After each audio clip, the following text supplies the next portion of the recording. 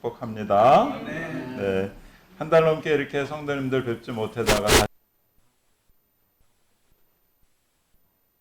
어쨌든 우리 성도님들 또 무더운 여름이 시작되고 있는데 모두 건강하시고 행복하시기를 다시 한번 바랍니다. 지난번 마지막으로 왔을 때는 이제 미국과 이란의 전쟁으로 마음이 좀 뒤숭숭했었는데 지난주에는 또 이제 두 나라의 평화협정 이야기가 나와서 조금은 마음이 놓이는 상태지만 여전히 또 그렇게 평화롭게 이제 조인식을 한 것처럼 했다가 또 다시 진행되니까 좀 마음이 안타깝기도 합니다. 어쨌든 하루속히 이 전쟁들이 다 끝나고 소련과 우크라이나 전쟁도 속히 끝나기를 기도해 봅니다. 네, 설교를 시작하면서 우리 성도님들에게 좀 여쭤보고 싶은 게 한 가지 있습니다. 지금 우리 성도님들에게 가장 소중한 것이 있다고 한다면 그건 과연 무엇일까요? 네, 하나님의 말씀. 네, 하나님의 말씀. 또 더 중요한 것도 뭐가 있으실까요? 네, 참 우리는 사실 인생을 살아가면서 가장 중요한 것을 여러분들이 잘 아는 것처럼 돈이나 사실은 명예, 권력 같은 것이라고 생각을 하게 됩니다. 그러나 사실 우리가 곰곰이 좀 깊게 생각해 보게 되면 우리 인생에서 가장 중요한 것은 이러한 세상의 것들이 아니라 사실 우리들의 생명이라고 하는 사실이죠. 여러분, 이 생명이라고 하는 단어가 헬라어로는 이제 푸시케 이렇게 되어 있습니다. 이 푸시케는 물론 그리스 로마 신의 어떤 신의 이름이기도 하지만 사실 좀 더 리얼하게 설명을 하게 되면 김과 같은 존재다. 그러니까 여러분들이 뜨거운 피를 겨울에 이렇게 피를 흘리게 되면 거기서 김이 모락모락 나잖아요. 그렇게 모락모락 올라가는 김이 사실 푸시케예요. 그 말은 뭐냐면 우리의 몸에서 열기가 빠져나가면 우리는 차가운 몸이 되고 그러면 죽게 되는 거지 않습니까? 그래서 그게 날아가는 걸 우리가 푸시케라고 하는데 생명이라고 번역을 하고 있고요. 물론 이제 다른 단어도 있습니다. 그리고 이제 히브리어에서는 생명을 목숨을 가리키는 네페시 이렇게 부르게 되는데 그 말도 사실은 숨결이라는 의미를 가지고 있습니다.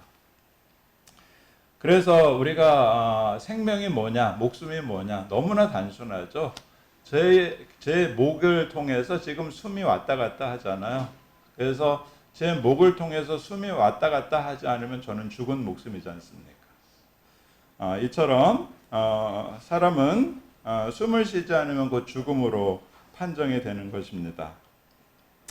그래서 사실은 생명이 이렇게 가장 중요한 것이죠. 그래서 우리는 가끔 약국에 가면 돈을 잃은 것은 조금 잃은 것이고 명예를 잃은 것은 반을 잃은 것이고 건강을 잃으면 전부를 잃은 것이다. 이렇게 명안을 대할 때도 결국은 건강은 곧 생명과 직결되었기 때문에 그렇게 우리가 그 말을 새기는 것입니다.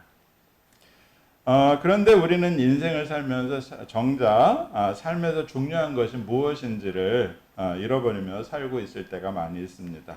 저는 오늘 우리가 함께 읽었던 이 말씀을 통해서 우리 인생에서 참으로 중요한 것이 무엇인지를 함께 살펴보면서 은혜를 나누고자 합니다. 얼마 전 이제 한 편의 그 드라마, 물론 이제 연속 드라마죠. 넷플릭스에서 반영된 참교육이라고 하는 작품이었습니다. 학교를 배경으로 벌어지고 있는 이 드라마는 우리 시대의 한 단면을 상징적으로 보여주고 있는 이야기입니다. 한때 어른은 아이들을 가르치고 아이는 어른을 어려워하던 시절이 있었습니다. 그런데 이 드라마가 비춘 오늘의 풍경은 정반대의 이야기입니다. 이제는 부모가 자녀를, 교사는 학생을, 어른 세대가 다음 세대를 두려워하는 그런 시대가 된 것입니다.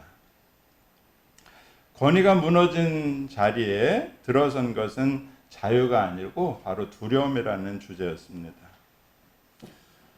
그 가운데 한 어머니의 이야기가 제 마음에 오래 남았습니다. 자녀를 기어이 의과대학에 보내려고 처음에는 이제 집중력을 높인다면서 ADHD 치료약을 먹이고 나중에는 마약에까지 손을 대서 아이에게 매달리는 어머니의 모습이었습니다.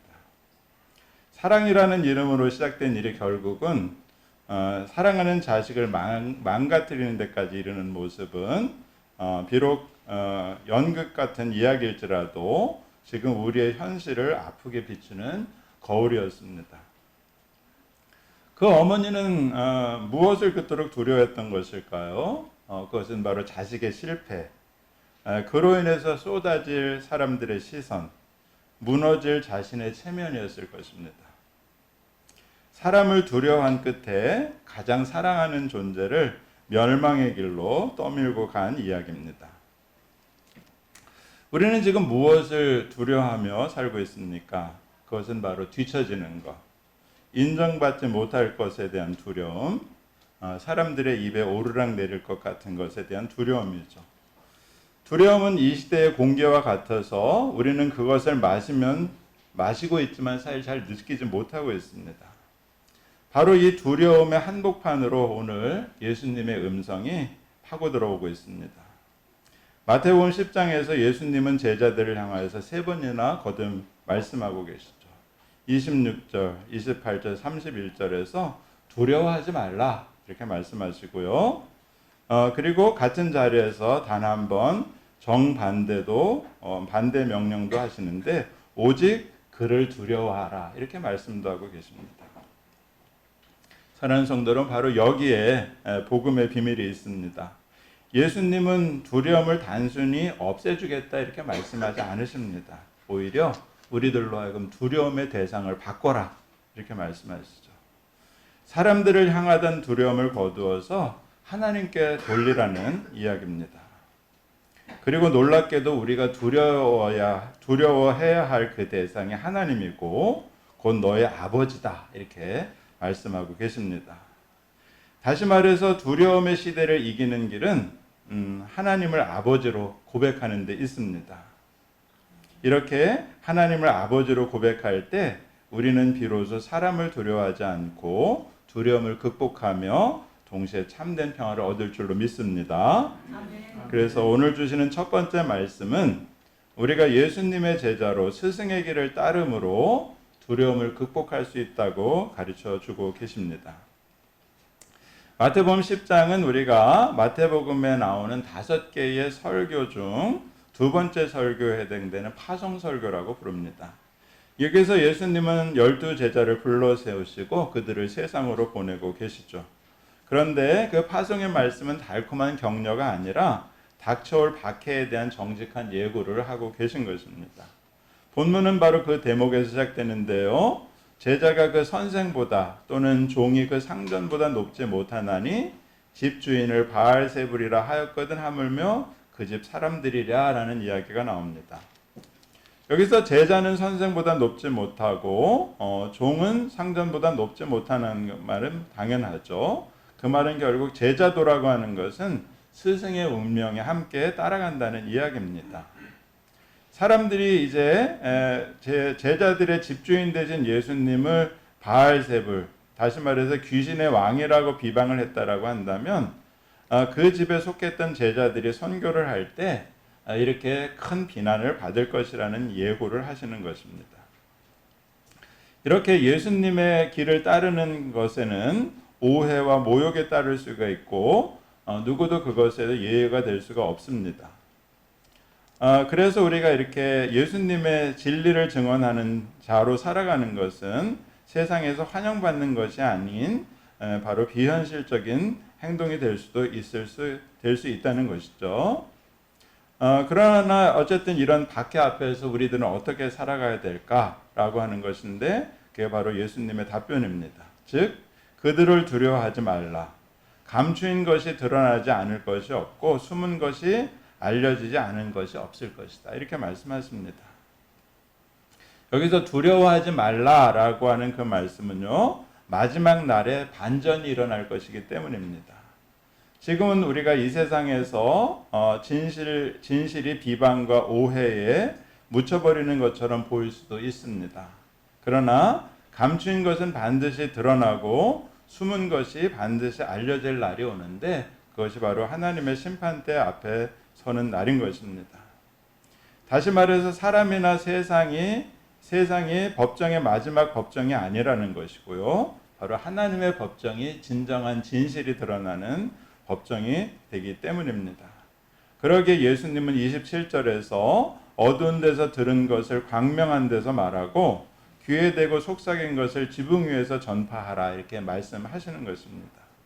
이것은 우리들로 하여금 두려움에 짓눌려서 입 다물고 사는 것이 아니라 도리어 담대히 외치라는 말씀인 것입니다. 이 말은 우리가 사람들의 평가가 우리 인생의 최종 판결이 아니라는 사실을 믿는 사람만이 바로 하나님의 말씀을 전할 수 있는 사람이라는 이야기가 되겠습니다. 둘째, 오늘의 이제 말씀은 우리가 누구를 두려워해야 되는지 알려주는 말씀입니다. 그 말씀은 바로 몸은 죽여도 영혼은 능히 죽이지 못하는 자들을 두려워하지 말고 오직 몸과 영혼을 능히 지옥에 멸하시는 이를 두려워하라 이렇게 말씀하고 계십니다. 여러분, 여기에는 두 종류의 두려움이 나란히 놓여 있습니다. 헬러 동사는 포베오마이라고 하는 것을 두 번 사용하는데 한 번은 부정어로 두려워하지 말라 이렇게 말씀하고 있고요. 한 번은 명령, 바로 두려워하라 라고 이야기하고 있습니다. 여러분, 우리가 세상을 살아가면서 두려움 자체가 악이라고 할 수는 없습니다. 그러나 우리가 잘못된 대상을 향한 두려움이 우리를 노예로 만들 수 있다는 것이죠. 사람은 우리의 몸을 해할 수 있어도 사실은 건드릴 수가 없습니다. 그러나 몸과 영혼을 다 주관하시며 영원한 심판의 자리, 곧 지옥, 게헨나에 이르기까지 다스리시는 분은 꼭 오직 한 분 하나님만 되신다는 사실입니다. 이렇게 영원한 생명을 손에 쥐신 그 하나님을 경외하는 사람은 한순간에 위협밖에 가하지 못하는 사람 앞에서 결코 두려워하지 않을 거라고 저는 믿습니다. 사랑하는 여러분, 바로 이것이 바로 두려움의 역학이죠. 이처럼 사람이 사람을 두려워하면 사람의 종이 될 수밖에 없습니다. 그러나 우리는 하나님을 경외하면 경외할수록 사람으로부터 자유로워질 줄로 믿습니다. 그래서 잠언 기자는 사람을 두려워하면 올무에 걸리게 되거니와 여호와를 의지하는 자는 안전한다 이렇게 설파하고 있는 것을 볼 수가 있습니다. 여기서 저는 다시 참교육이라고 하는 드라마 속 어머니를 떠올려 보게 됩니다. 그 어머니가 두려워한 것은 하나님이 아니었습니다. 사람의 시선, 세상의 평가, 실패라는 이름의 그림자였습니다. 영혼은 건드리지도 못하는 그 두려움에 사로잡힌 결과가 그는 자식의 몸과 영혼을 함께 망가뜨리는 길로 들어선 것이었죠. 잘못 겨누었던 두려움이 이렇게 우리가 가장 사랑하는 것을 오히려 제 손으로 파괴하는 그런 자리에 들어서게 하는 것입니다. 의대 합격이라고 하는 우상 앞에 자식을 제물로 바치게 만든 이야기인 것이죠. 그래서 우리는 두려움의 방향을 바로잡지 않으면 우리의 사랑마저도 흉기가 될 수 있다는 사실을 마음속에 새길 필요가 있습니다. 셋째, 우리는 두려워할 그분이 아니라 곧 우리의 아버지라고 하는 이 하나님의 아버지가 진정한 두려움의 대상이라는 것을 마음에 새길 필요가 있습니다. 오늘 말씀은 놀라운 전환을 보여주죠. 28절에서 몸과 영혼을 지옥에 멸하시는 그 두려운 하나님이 바로 다음 절에서는 참새 한 마리까지도 헤아리시는 자상한 아버지의 모습으로 또한 나오는 것을 보게 됩니다. 참새 두 마리가 한 아사리온에 팔리지 않느냐? 그러나 너희 아버지께서 허락하지 아니하시면 그 하나도 땅에 떨어지지 아니하리라. 너에게는 머리털까지 다 세신 바 되었나니 두려워하지 말라. 너희는 많은 참새보다 귀하니라. 할렐루야. 네, 여러분, 여기서 나오는 이 아사리온은요, 당시 가장 작은 동전이었습니다. 이처럼 하나님은 참새 두 마리 값에도 못 미치는 미물조차도 함부로 땅에 떨어지는 것, 즉 죽는 것을 허락하지 않는 분이십니다. 그리고 예수님은 우리 하나님의 아버지가 우리의 머리털까지 다 세시는 분이라고 강조합니다. 그렇기 때문에 다시 한번 우리들을 향하여서 두려워하지 말라 이렇게 말씀하시는 것입니다. 이 말씀이 바로 예수님이 우리에게 들려주시는 신앙의 핵심입니다. 그것은 바로 우리가 경외해야 할 그 두려운 심판자가 동시에 우리의 머리털을 세시는 너희의 아버지, 즉 우리의 아버지라는 사실이죠. 그러므로 하나님을 향한 두려움은 우리를 떨게 하는 공포가 아니라 우리를 안전하게 품어주는 사랑이 되는 것입니다. 아버지를 경외하는 자녀는 세상의 어떤 위협에서도 결코 떨지 않습니다.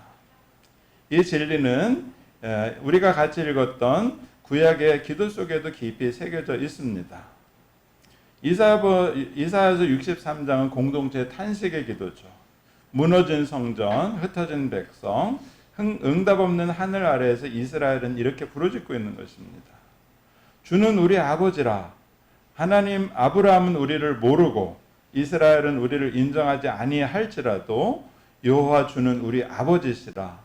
옛날부터 주의 이름을 우리의 구속자라 하셨거늘. 이렇게 말씀하고 있습니다.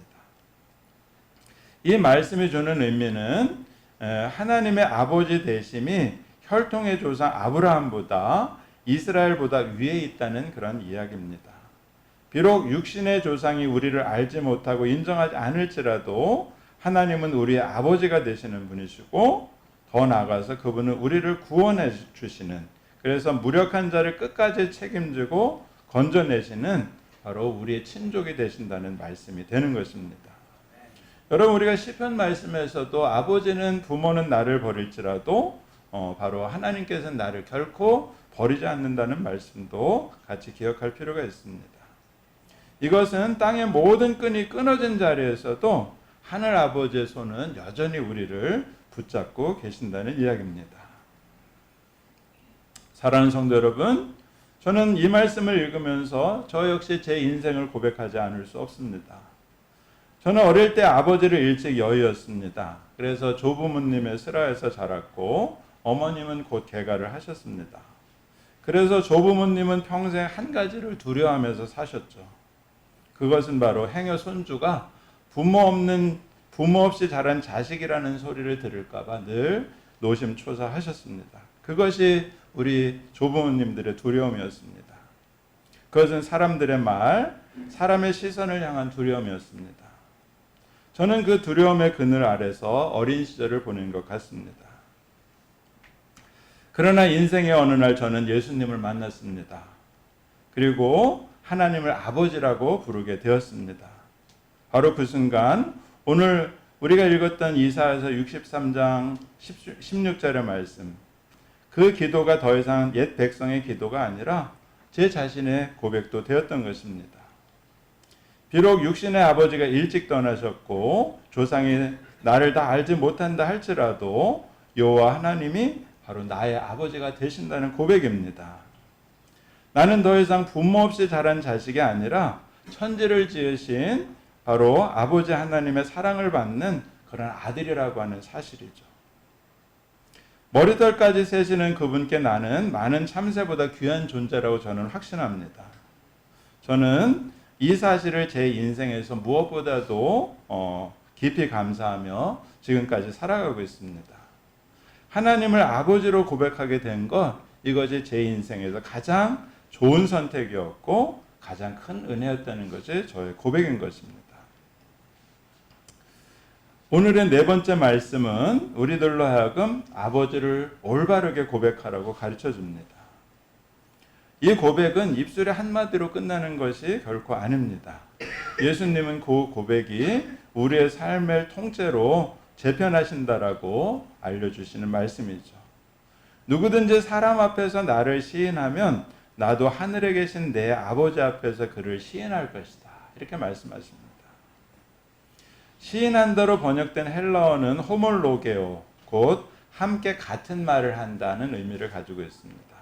이 말이 바로 신앙 고백의 의미입니다. 놀라운 것은 바로 이 고백이 일방적이지 않다는 사실이죠. 우리가 사람 앞에서 하나님을 아버지로 고백할 때 아들 되신 예수님께서 아버지 앞에서 우리 편이 되어 주셔서 우리를 자기 사람이라고 고백해 주신다는 이야기입니다. 이처럼 이 땅에서 나의 하나님 아버지에 대한 고백이 하늘에서 예수님이 응답해 주시는 고백이 된다는 사실을 꼭 기억하시는 여러분 되셨으면 좋겠습니다. 얼마나 귀한 말씀인지 모릅니다. 그러나 이 고백을 할 때는 사실은 여러 가지 대가도 따르는 것을 보게 되는데요. 이어지는 말씀에 내가 세상에 화평을 주러 온 줄로 생각하지 말라. 화평이 아니요 검을 주러 왔노라. 사람의 원수가 자기 집안 식구리라. 이렇게 말씀합니다. 여기엔 또한 깊은 역설이 담겨 있습니다. 하나님을 아버지로 고백하는 본문이 정작 육신의 가족 사이에 일어나는 분열을 부추기는 것처럼 되어 있습니다. 왜 그럴까요? 사실은 하나님을 최고의 충성 대상으로 삼을 때 그때 바로 기존의 모든 관계가 새로 정립됐기 때문에 그렇습니다. 여기서 사실 검이라고 하는 것은 미움의 도구가 아니라 진리와 거짓을 가르는 칼날과 같다는 의미죠. 그 칼날 앞에서 갈등을 피하려고 진실을 양보하고 세상에 적당히 순응하던 그런 평화를 깨어뜨린다는 의미가 담겨 있습니다. 앞에서 말씀드린 넷플릭스 드라마 속 그 어머니가 누리려 했던 것이 바로 거짓 평화가 아닌가 이렇게 생각해 보게 됩니다. 자식을 약물로 다스려 얻어낸 거짓 평온, 남들이 보기에 그럴듯한 거짓 평화였던 것이죠. 그러나 예수님이 주시는 평화는 샬롬의 평화고 헬라어로는 에이레네의 평화, 바로 검을 통과한 후에 찾아오는 평화라는 사실입니다. 진실을 마주하고 우상을 내려놓고 두려움의 대상을 바로잡은 자리에 임하는 평화, 그게 바로 하나님의 평화라는 사실입니다. 거짓 평화는 두려움 위에 세워지지만 참된 평화는 아버지께 대한 신뢰 속에서 얻어진다는 사실입니다. 자기 십자가를 지고 나를 따르지 않는 자도 내게 합당하지 아니하리라. 자기 목숨을 얻는 자는 잃을 것이요 나를 위하여 자기의 목숨을 잃는 자는 얻으리라. 네, 여러분 사실은 살고자 하면 죽고 죽고자 하면 산다. 저는 그게 이순신 장군의 말인 줄 알았어요. 근데 제가 성경을 공부하다 보니까 이 말씀이 요한복음에도 나오고 지금 이 본문에도 나오더라고요. 네, 부모를 나보다 더 사랑하는 자는 합당하지 않다는 말씀은 결코 부모를 미워하라는 명령이 아닙니다. 이는 우리가 충성의 우선순위를 강조해서 말하는 표현일 뿐입니다. 오히려 하나님을 참 아버지로 모시는 자녀는 육신의 부모를 두려움이 아니라 사랑으로 대할 것이고 더 깊고 더 자유롭게 사랑할 수 있을 거라고 저는 믿습니다. 자기 목숨을 움켜쥐려는 두려움을 내려놓고 십자가를 질 때 우리는 비로소 참 생명을 얻을 줄로 믿습니다. 그래서 이름이 곧 어둠이 되는 것, 이것이 바로 복음의 역설인 줄로 믿습니다. 사랑하는 성도 여러분, 오늘의 말씀을 정리해 봅니다. 첫 번째로 하나님을 아버지로 고백할 때 우리는 사람을 두려워하지 않게 됩니다. 몸밖에 해하지 못하는 사람이 아니라 영원을 주관하시는 아버지를 경외하기 때문에 우리는 더욱더 당당한 사람이 될 수 있다는 이야기입니다. 둘째, 하나님을 아버지로 고백할 때 우리는 두려움을 극복하게 됩니다. 참새 한 마리도 그분의 허락 없이 떨어지지 않는 것처럼 우리 하나님은 우리의 머리털까지 다 세신 하나님입니다. 그래서 우리는 많은 참새보다 더 귀한 존재로 사랑받는 존재로 살아가기 때문에 두려움은 더 이상 우리 앞에 아무런 역할도 하지 못하는 것이죠. 셋째, 하나님을 아버지로 고백할 때 우리는 참된 평화를 얻는 것입니다. 그것은 갈등을 덮어둔 거짓 평화가 아니라 검을 통과하고 십자가를 지나 아버지께 속하여 누리는 진정한 평화라고 하는 것이죠. 이 평화는 세상이 줄 수도 없고 빼앗을 수도 없는 그런 평화라고 저는 믿습니다. 이 두려움의 시대에 부모가 자녀를 두려워하고 어른이 다음 세대를 두려워하는 이 시대에 우리에게 필요한 단 하나의 고백이 있습니다. 오늘 이사야서와 함께 그리고 예수님과 함께 드리는 고백인데 따라하겠습니다. 주는 우리 아버지이시다. 아멘. 네, 이 고백을 가진 사람에게는 부모 없이 자란 자식이란 있을 수 없고요. 육신의 아버지가 떠났어도 세상이 우리를 알아주지 않아도 영원하신 아버지께서 우리를 자녀로 품고 계시는 줄로 믿습니다. 두려움이 지배하는 이 세상을 향하여 우리는 두렵고 떨림으로 응답하지 않을 수 없습니다. 고백으로 응답하게 되는 건데요. 하나님을 아버지라고 부르는 그 한마디 고백 속에서 두려움은 물러갈 줄로 믿습니다. 그리고 참된 평화가 우리의 마음 깊은 곳에 임하게 되리라고 저는 믿습니다. 이렇게 하나님을 아버지로 고백할 때 오늘 우리 새바람교회 성도님들 모두가 마음의 참된 평화, 기쁨, 모든 두려움을 이기는 승리하는 신앙이 되시기를 예수님의 이름으로 간절히 축복드립니다. 기도하겠습니다.